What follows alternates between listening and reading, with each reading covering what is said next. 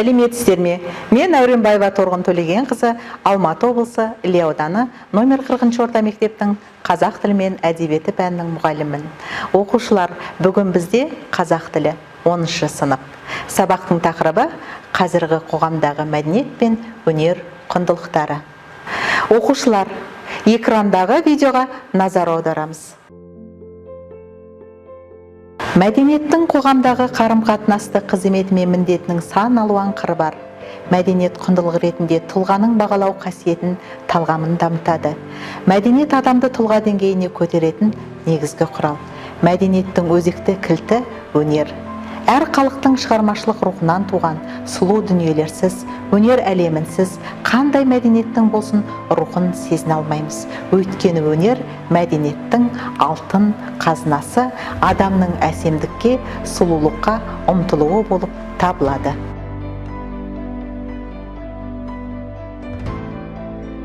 Оқушылар, бүгінгі сабаққа шолу жасап өтсек. Сабақта қазіргі қоғамдағы мәдениет пен өнер құндылықтары туралы ақпараттармен танысатын боласыздар. Сабақтың мақсаты мәтін үзінділері бойынша болжам жасау, өз біліміне сүйеніп, тақырыпты жалғастыру, сұрақтарға жауап беру болып табылады. Сабағымызды бастамас бұрын оқушылар мына ережелерге тоқтап өтсек. Болжам дегеніміз не? Тыңдалым оқылым барысында болжамдау арқылы оқытудың ерекшелігі неде? Оқыту стратегияларының бірі болжаммен оқыту. Болжау әдісі тыңдалым оқылым дағдысының ең маңызды стратегияларының бірі. Оқыту стратегияларының бірі болжаммен оқыту. Болжау әдісі тыңдалым оқылым дағдысының ең маңызды стратегияларының бірі. Болжау стратегиясы тақырып аясында ақпарат алуға бірден бір себепші болатын құрал. Енді балалар, болжау мәтіндегі оқиғалардың тууын, өзгеруін, жалғасын алдын ала топшылау үрдісі. Мәтінде көтерілген тақырыпты болжау үшін ұсынылған тыңдалған мәтін мұқият тыңдап, ақпараттарға сүйеніп болжау қажет. Себебі мәтін логикалық байланысқа құрылады. Оқушылар, оқытуда болжау стратегияларының мынадай түрлерін қолдануға болады. Тақырыптың атауы арқылы болжау, сурет арқылы болжау, мәтіннің бір бөлігін тыңдау, оқу арқылы болжау, тірек сөздер арқылы болжау, сөйлем арқылы болжау, нақыл сөздер, цитаталар арқылы болжауға болады. Осы оқытудың болжау стратегияларын бүгінгі сабақтың оқу тапсырмаларында қолданатын боламыз. Оқушылар, бүгінгі сабақтың оқу тапсырмаларын қалыптастырушы бағалаудың, яғни 1 мен 10 бала арасындағы балдық жүйемен бағалайтын боламын.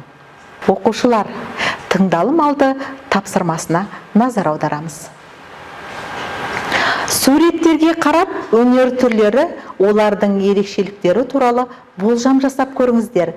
Қазіргі өнердегі танымал тұлғаларды атап өтсеңдер. Мәдениет пен өнер құндылықтарының өзара байланысы жайлы өз көзқарастарыңызды білдіріңіздер.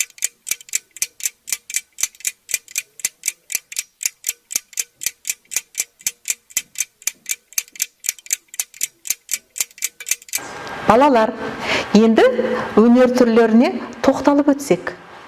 Өнердің 3 түрі бар. Ән, күй, көркем әдебиет, поэзия. Екінші түрі театр, кино, теледидар, опера, цирк, балет, би өнері. Үшінші түрі бейнелеу өнері, сәулет өнері, қол өнері. Мәдениеттің өзекті кілті өнер деп айттық жаңа. Құндылықта мәдениеттің өзекті бір бөлігі болып табылады. Құндылық мәдениеттің құрамдас бөлігі болу себепті. Өйткені құндылық адамдардың жеке тұлғасына қатысты тәрбиені жүзеге асырумен қатар жалпы қоғамның дүниетанымдық көзқарасы мен ұстанымын, ертеңгі күн бағдарын айқындайды.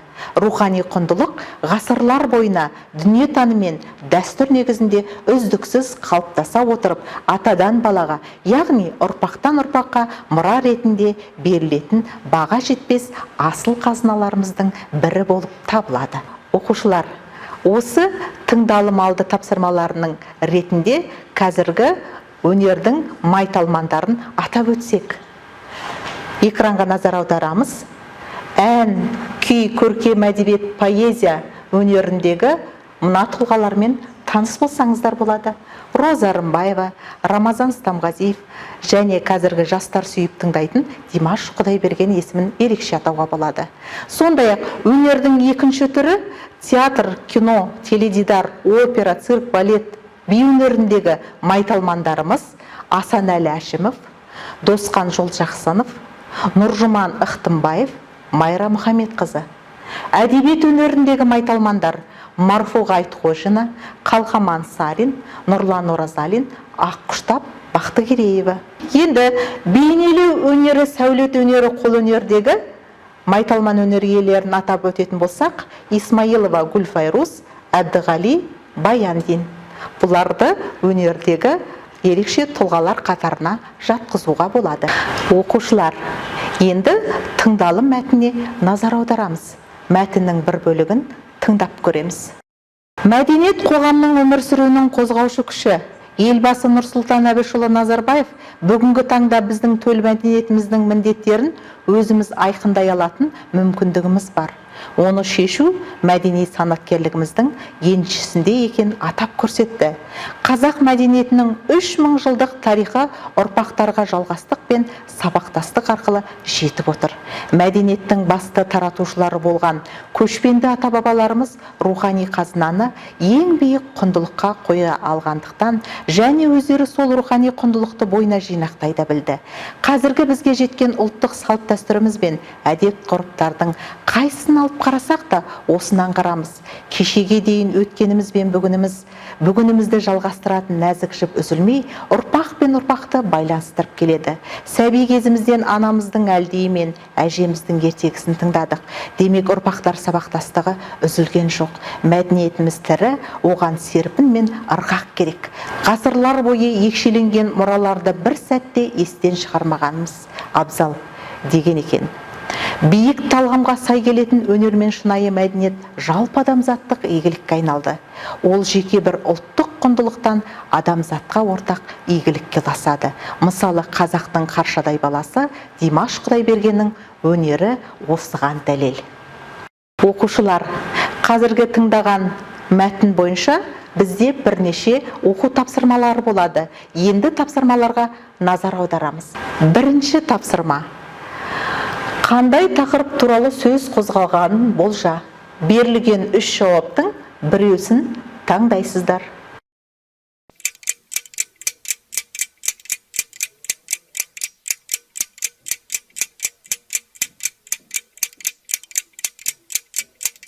Оқушылар, сіздердің жауаптарыңыз дұрыс деп ойлаймын. Салыстырып көреміз. Қандай тақырып туралы сөз қозғалғанын болжайтын болсақ, дұрыс жауап мәдениет қоғамның өмір сүруінің қозғаушы күші болып табылады. Келесі тапсырмаға назар аударамыз. Екінші тапсырма. Тыңдалым мәтіндегі ақпараттың ақиқат жалған берілгенін анықта. Берілген 4 ақпаратты жалған ақиқат екенін анықтайсыздар.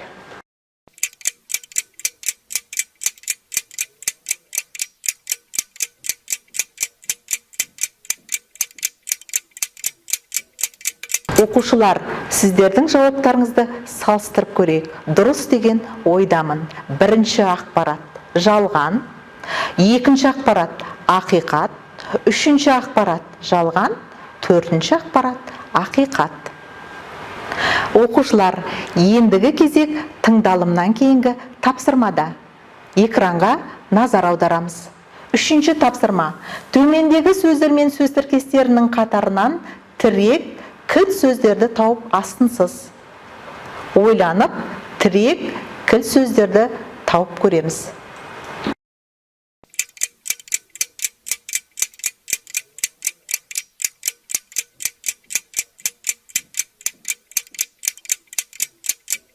Сіздердің жауаптарыңызды тексеріп көреміз.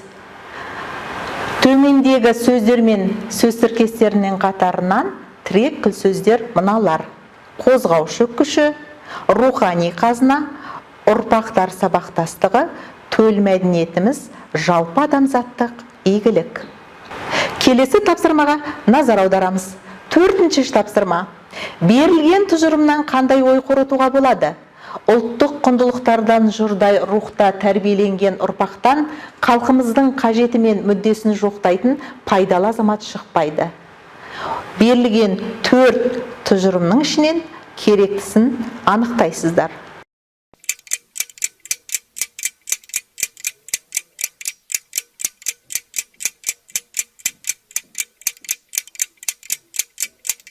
Оқушылар, енді жауабымызды тексеріп көреміз. Берілген тұжырымнан дұрыс жауап 3-ші, яғни тәрбиесіз берілген білім білімнің қас жауы екен. Оқушылар, келесі тапсырма сіздерге жағдаят ұсынылады. Мектебіңе кездесуге келген Димаш Құдайбергеннен оқушылар атынан сұхбат алу саған жүктелді. Оған қоятын сұрақтарыңды жазып ал. Өзіңді неге дәл осы сұрақтар қызықтырған айт. Сіздерден қызықты сұрақтар күтемін. Оқушылар, сабағымызды қорытындылауға да кезек келіп жетті. Сабақ барысында меңгерген білімімізге кері байланыс жасап көрейік. Экранға назар аударамыз. Оқытуда болжау стратегияларын ата. Ойланып жауап береміз. Экранға назар аударайық. Оқытуда болжау стратегиялары мынадай. Тақырыптың атау арқылы болжау, сурет арқылы болжау, мәтіннің бір бөлігін тыңдау оқу арқылы болжау, тірек сөздер арқылы болжау, сөйлем арқылы болжау, нақыл сөз, цитаталар арқылы болжау болып табылады. Бүгінгі сабағымыздың рефлексиясына назар аударсақ.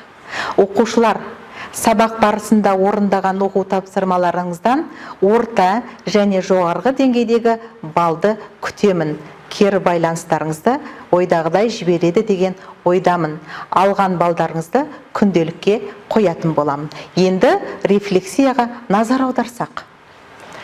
Экранға қарайтын болсақ, шығу парағы ұсынылған. Шығу парағын толтыру үшін бірінші бағанға жаңа ақпаратты, яғни бүгінгі сабақталған жаңа ақпаратты жазасыз. Екіншіге сабақ барысында түсіндім деген ақпаратты жазасыздар. Үшіншіге сабақта қиын болған тапсырманы жазып, кері байланыс ретінде маған жолдайсыздар деген ойдамын. Сабағымыз аяқталды, сау болыңыздар.